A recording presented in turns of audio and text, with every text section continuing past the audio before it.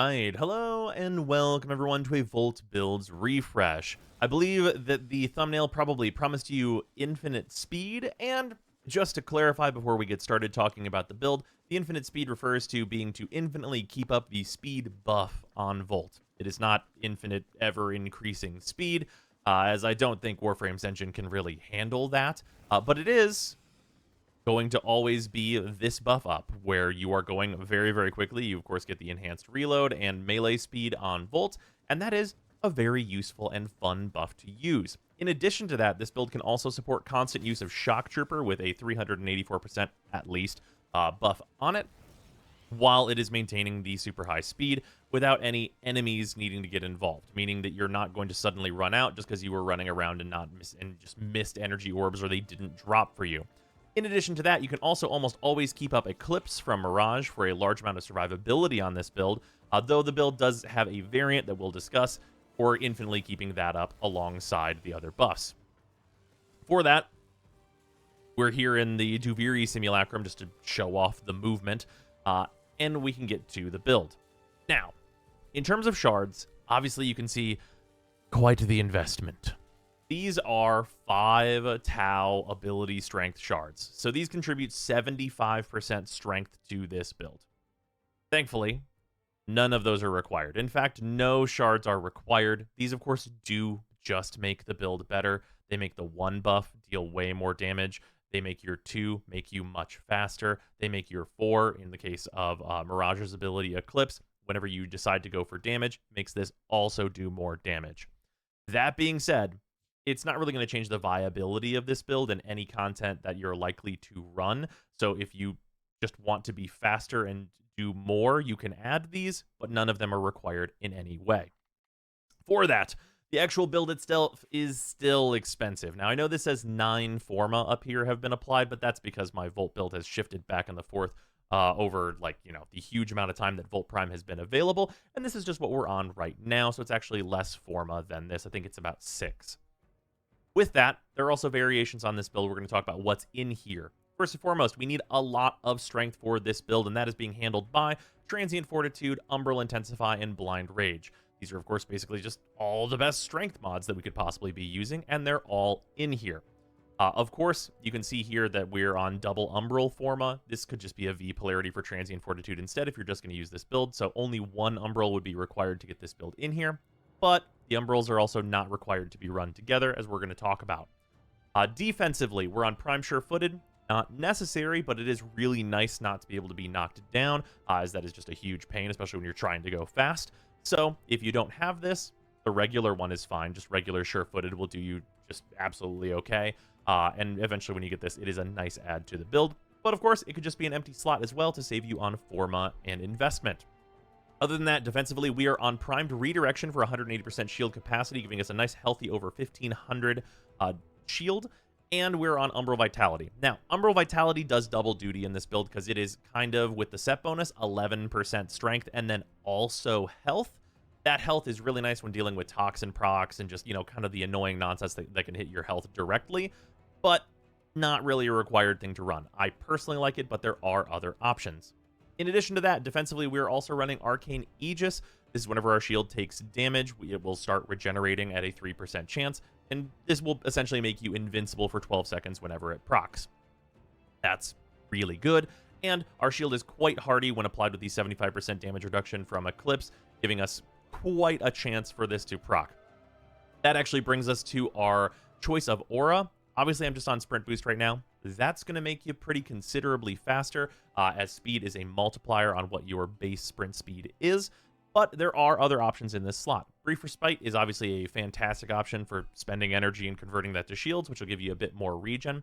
We have another way of accessing this effect that I'm going to talk about, but Brief Respite is a fantastic option. In addition to that, if you want to go lower Forma investment, this is usually going to be used for melee, like this build in general. So Steel Charge is a great choice, and this will require you to not Forma your Aura polarity at all, and give you 4 additional points, which means that you could save the Forma on Shock Trooper here as well. So Steel Charge is also a very compelling option.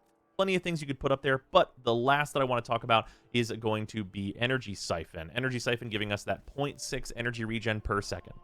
This, combined with the 3 energy a second we get from Energy Nexus, gives us a 3.6 energy generation per second.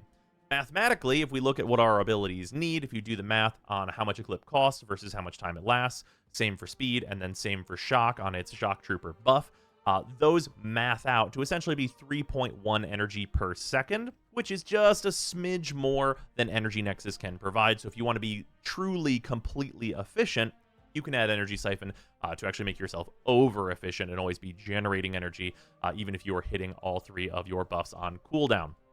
For me personally, I really don't find that to be necessary. I mean, obviously I'm running Sprint Boost, kind of just a fun thing, so you can really go many different ways for what you're bringing on Volt, but that is a way for complete efficiency to be achieved, needing just literally nothing from enemies to keep up all 3 of your buffs, but that's a little overkill for me personally. Other options on this that I do want to talk about, there are a few other things that you can do. If you really are a speed demon and you've got to go fast, you can opt for, instead of Arcane Aegis, you can go for Arcane Bellicose. This is going to be even more strength, just pushing us straight up for another 20% strength right off the bat here, just based on our health here, meaning that we're getting even more strength out of Umbral Vitality. So if you don't feel like you need the survivability of Aegis, this is the way you can go even faster and do even more damage. This also opens up the potential build variety of swapping out Transient Fortitude for the full Umbral set. This makes us go down a little bit on total strength, but we get some duration back, so we're going to be casting less often. And of course, we get more health and more armor to make our just tanking a little bit better, especially if our shields happen to break. Personally, I'm not huge on that as compared to Aegis, but it is a way you can go, and I know that you can definitely opt to drop Primed Redirection if you decide to go kind of a more health tanky direction, and you can put Adaptation in this slot, and that'll be very effective.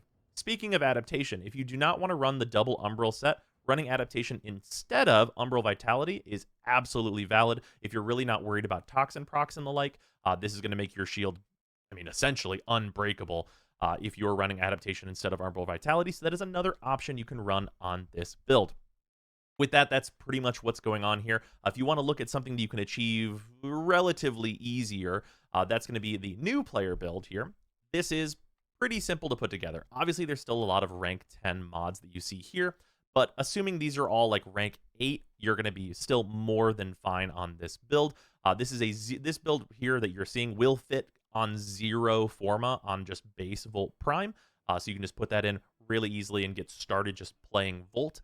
But otherwise, I mean, like if you're down a couple of ranks on Narrow-Minded, down a couple of ranks on Blind Rage, on all these rank 10 mods, if you're down a couple of ranks, obviously you can see Adaptation is completely unleveled in this setup.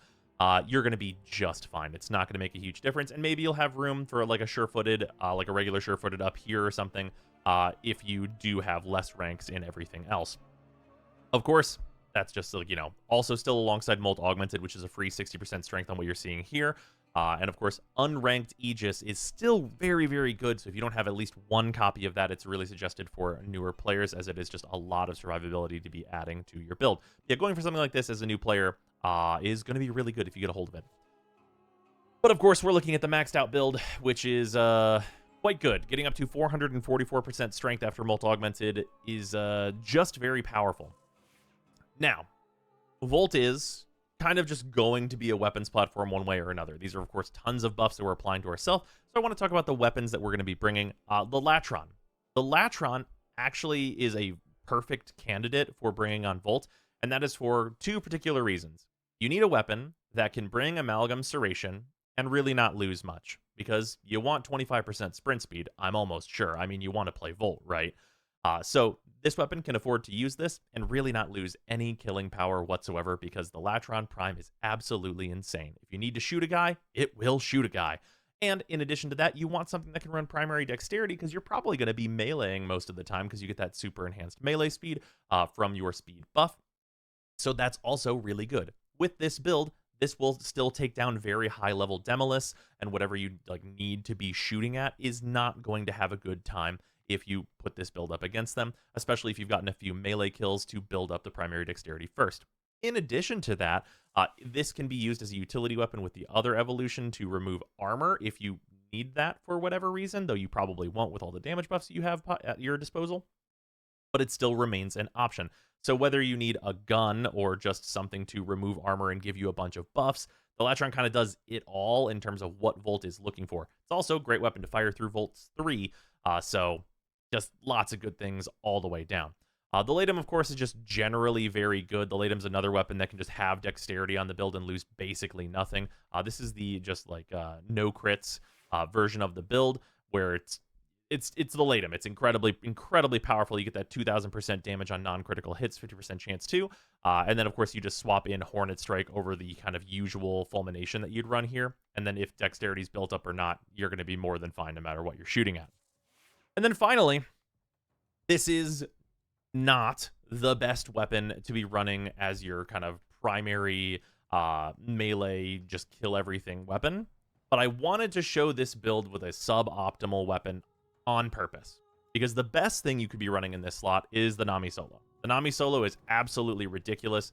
It is a completely crazy weapon with the 1.0 follow-through that you get to, and being able to get its base damage out of its incarnate form, and just the stats that it provides. It's just absolutely insane. This weapon is ridiculous, but I also know most people don't have it. The Latron is obviously just adding kind of little things to this build, like a little more sprint speed, and like it's just a thing that can carry dexterity very well. So none of this is needed.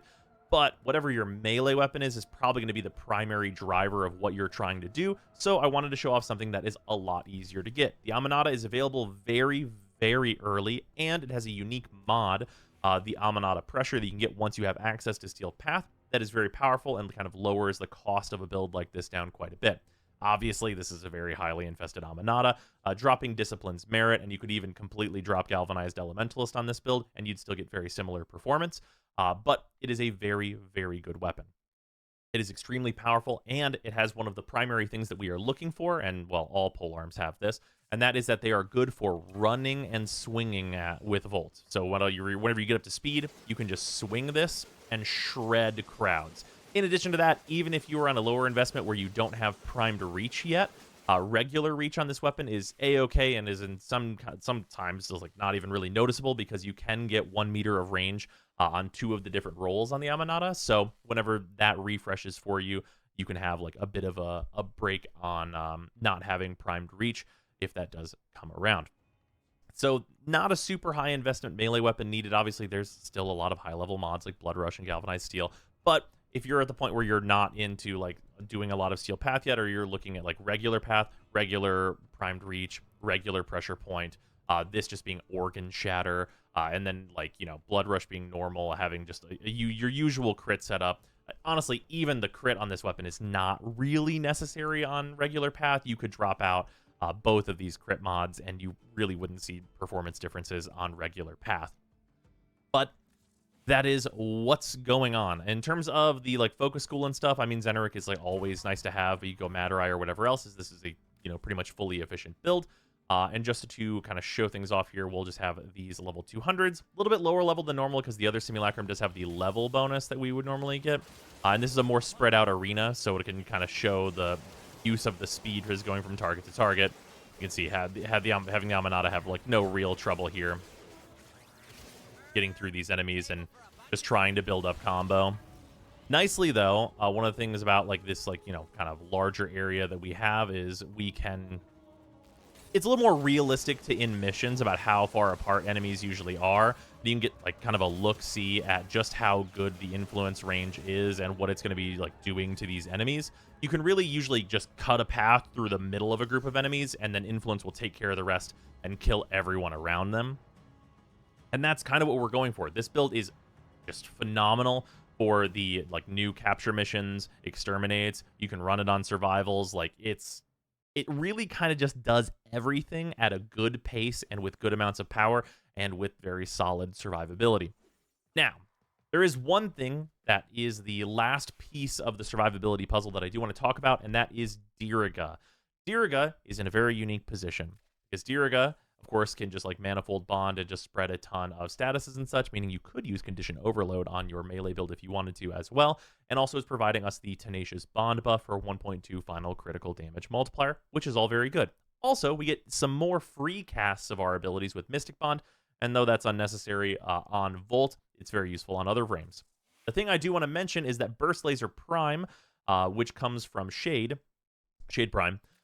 This weapon is capable of giving us a ton of statuses. We get magnetic, radiation, viral, impact, electricity, slash, and puncture, which it will be priming on every enemy around us.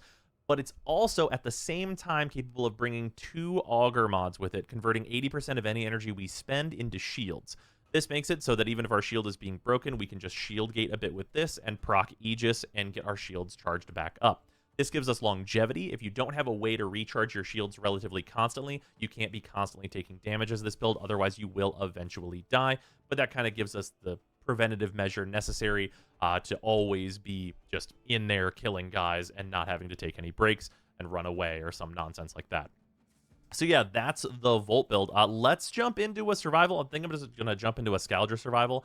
The kill rate in the survival is probably going to be, you know, much lower than that 100 kpm that we're usually used to in like the Kuva Fortress, and that's mostly due to the new tile set not being great at funneling enemies towards you. But it is a lot of fun, and it is the new thing, which I'm sure everyone wants to see. So yeah, let's jump into it. We're headed to the Ramparts, which is just the Scourger Steel Path survival mission. Should be pretty easy. Sometimes you can get kind of like a really bad tile setup that really hates to give you enemies, but usually it's more than fine.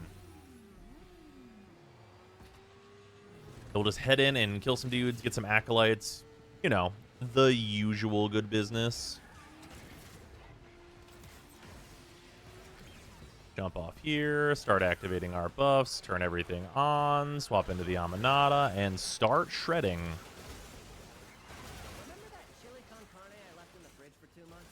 And it is, I mean, I do promise this is the Steel Path. You know what I mean? It's the thing I sometimes have to do. I promise this is the Steel Path. They're level 165, Steel Path enemies. Sometimes it doesn't seem like it, but whenever you have a nearly 400% elemental buff, yeah, things get a little crazy. Now, it is actually worth noting that currently, and I do hope this will be patched, this is actually weaker than it's supposed to be, because the 1 buff from your augment, that is that, like, you know, nearly 400% damage buff. Currently, and I do believe this to be a bug, none of those augments are factoring into the damage of their procs.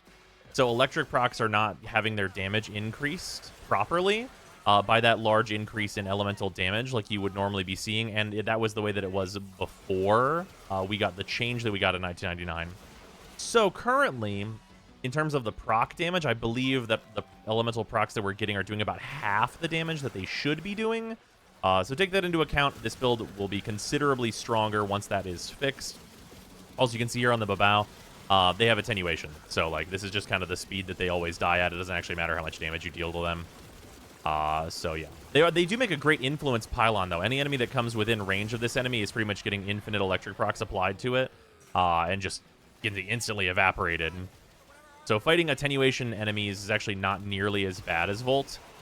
Because whenever you're slapping them with a melee weapon like this that has influence, it's killing everyone in your vicinity. So you're not really losing any kill rate as long as enemies are coming to you, which I find to be pretty convenient, actually.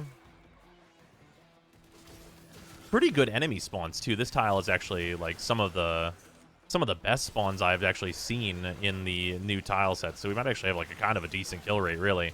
But yeah, just, like, windmilling through these enemies, they stand no chance, like, at this level of damage. And this, like I said, this is a worse version of what you would normally be getting out of something like the Nami Solo, which is, of course, an Incarnate weapon. But yeah, if you just, like, you know, have an Aminata, like, Aminata is arguably the best thing you can get out of the Kome missions, and perhaps you can see why.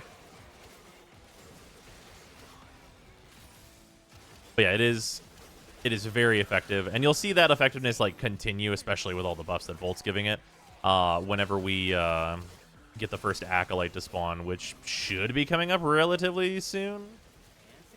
Yeah, I'll try not to stay in one spot just so you can see, like, the speed of going through the missions, as normally you'll be on, like, Exterminates and everything else. You do have to, like, accelerate, so, like, if you do end up stopping, you will be slowed for, like, just a second, which is why, like, you know, you want to avoid jumping and such like that. But yeah, absolutely no problems maintaining full speed here. And having our weapon just effectively be like a significant AoE is, of course, always very nice. I think we have a Babao over here. Yeah, we have a Babao here. Because I'm not really super worried about... Whoop! I did not turn my 4 back on because I was talking. There we go. We're rezzed now. Use our operator for that. I did not turn my 4 back on. Turns out damage reduction is good. Also, he is toxic. Oh, there's Mania. I don't even know where Mania is. Probably dead. Anyway. Yeah, you do have to make sure you do turn those buffs back on. Otherwise, you can die. That 75% damage reduction is very nice.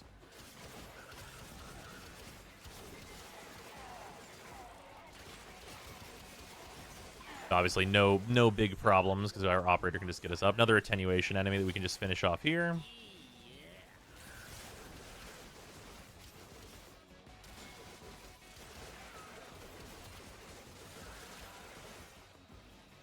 And you can see the Aminata just cycling through its buffs very quickly as we are attacking very, very fast.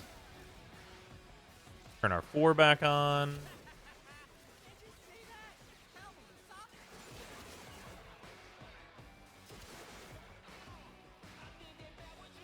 Get up in here.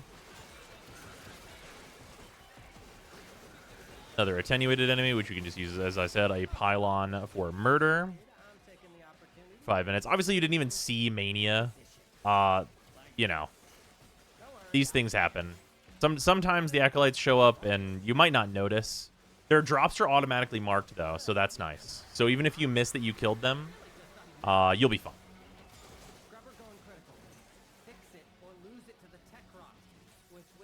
We have another Babao over here that we can take down.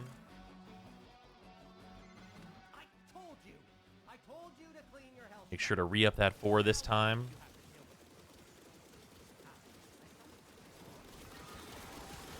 (1-800) are you slapping?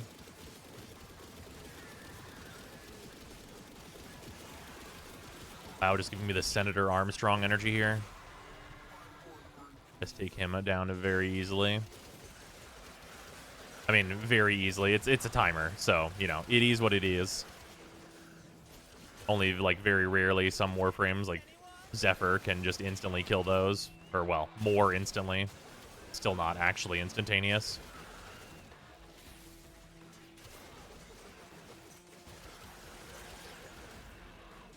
But yeah, I mean, just good stuff here. I mean, we're at 6 minutes. We're actually at 669 kills. This is a very, very good tile setup for us. Yeah, usually you get such, like, wide tiles that the enemies have to run down, like, 4 blocks before they're actually at you. But getting the... I believe this is the zoo tile is actually, like, been very nice for us. And this, like, smaller end cap tile as well. Obviously, you have this really long street, which is more normal, but... the very good stuff for us. Throw our 4 back on. It is worth noting, like, for the Mirage's ability, if you do cast it while you're still touching the ground, it will stop you in place, but you can jump and cast it, which can preserve your momentum, which is what I would suggest doing the vast majority of the time.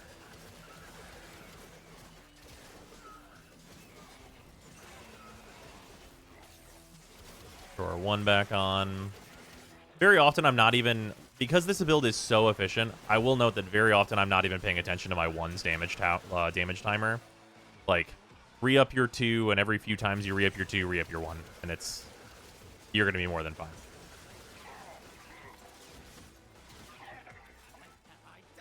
And the obvious tell, at least on my fashion setup with Amir, there's the obvious tell whenever my hair is no longer pink that I need to re-up my 4. So you don't really have to pay attention to that timer either, as the hair is sometimes a dead giveaway. Though whatever fashion setup you're on, usually the colors change under Eclipse, so usually pretty easy tell depending on how you fashioned yourself out.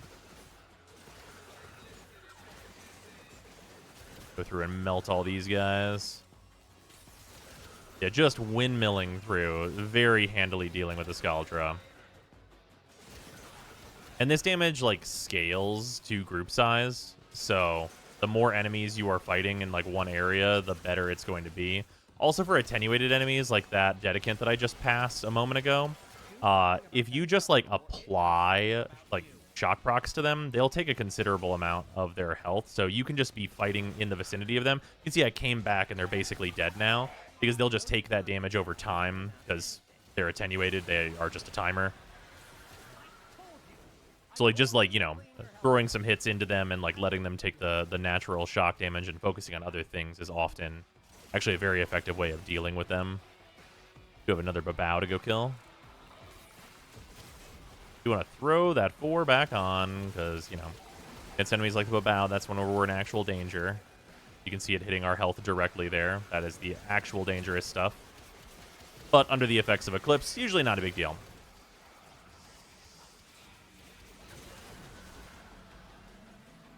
See what Malice is here for real now. Malice, where you at? Where you standing?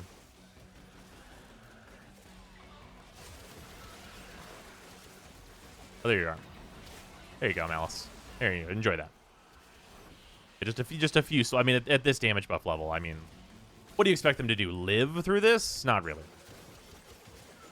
But yeah, this build has been just a phenomenal time because I've honestly, the primary reason I've really been playing this so much is because I think that Amir is super fun and his voice lines are hilarious in Mission. So anyone who's enjoying Amir, here's a good excuse to continue to use that skin, I think. And then otherwise, of course, you have the other very good skins that are out for Volt. Just looking good and doing good things out here if we want to just swap over to the, what is it called? The Raijin skin, I believe it's called. It also just looks phenomenal. And, like, you know, we're at 10 minutes here. And not really, you know, there's no signs of struggle here, I think, for what we've been experiencing. So pretty good. 10 minutes. It's actually 1,000 kills, which is more than you'll normally get. This tile set is usually pretty unforgiving with enemy spawns, but this has been great. So yeah, that's gonna do it. We're gonna head on out as we want. And this is one of the situations where, like, theoretically, depending on like how greedy your build is, like you could run out of energy on a lot of other builds, but we can't run out of energy if we're just speeding to the end of the mission. That literally won't happen. This R2 is completely, well, it's actually over efficient whenever it's just R2. We actually will generate a bunch of energy whenever we're only using R2. But yeah, that's what Volt's up to. Hugely enjoyable. Having a great time. And Diriga's max rank again because he needed an extra forma for a thing. But yeah, that's going to do it. Hopefully you all are enjoying 1999. I know I have been. And I'll see you in the next one. All right. Hey, turns out you have to record these more often than I have been. My huge apologies, but thank you very much to all of the patrons who have been sticking with. It is very much appreciated because things got weird during the streamathon. But thank you to Athean, Angel SPM, Arbiter Daydream, Barkus, Benuven, Plotomatic, Brutus Salazar, Canalathra, Dylan Dworsky, Athrain, James Harsthorn, Josh, Bluezanth, Mikokel, Minty Ginja, Michta, Nerve, Ruby, Sanyu, Skur, Sharp247, The Coupon of Death, Waifu Wars, Zeraphir, Alex Parnham, Bob World 3, JC4 Science, and Wodat01, and of course all of the other $5 and $2 patrons. It is extremely appreciated. I'll try and keep this more updated now that the 4 months of Streamathon is over. Good lord. But yeah, lots more guides happening. I think I'm going to be looking to get the site guides like kind of done for at least the CPR, and that's kind of the plan going forward if you're curious on updates for the channel.